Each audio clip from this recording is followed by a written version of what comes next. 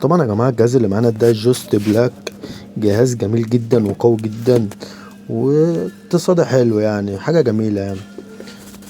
طبعا الجهاز معالج سان بلس، طبعا بيجي بمخرج يو اس بي واحد عشان فيه واي فاي داخلي، وبيجي طبعا بتيونر ولان سلك نت فول اتش دي. طبعا جهاز جميل جدا. طبعا رامة 2، ذاكرة 16. جهاز جميل جدا جدا وسعره حلو. بيجي باتنين ريموت، طبعا ده ريموت العادة واللي قبله كان البلوتوث. طبعا بيجي بترانس والعدسة والحاجات تعال نشوفه بقى على الشاشة بقى، نتفرج على الجهاز من جوه. طبعا الفتحة بتاعته خرافية زي ما انت شايف كده، فتحة جميلة جدا. ايه الجمال ده يا ابني. طبعا دي القايمة بتاعت الجهاز، تحس كده ان هي حاجة عظمة كده. طبعا في يوتيوب.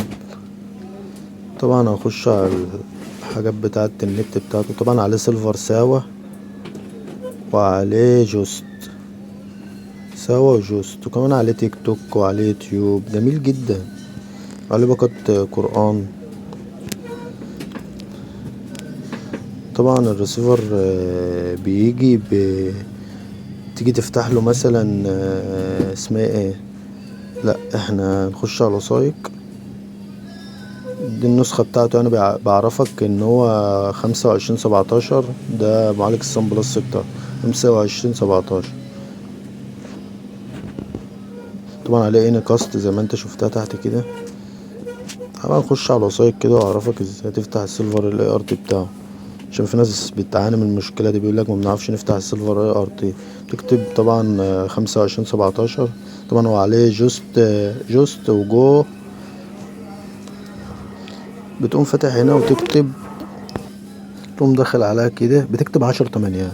هو ده تفعيل السيلفر بتاع الشرنج بتاعه. هتلاقي عليه سنتين، عشان في ناس، وعليه الجوست شغال برضو سنة. بس في ناس بتعاني من المشكلة بتاعت الارت دي، بتقولك ما بنعرفش نفتحها عليه. طبعا عليه جوست برضو زي ما انا قلت. شفت القايمة يا جماعة، من افضل الرسيفرات اقسم بالله في السوق. طبعا وصلنا لاخر الفيديو، ياريت تعمل لايك. طبعا ما بتعرف عليه النت دي، بتفتح الصور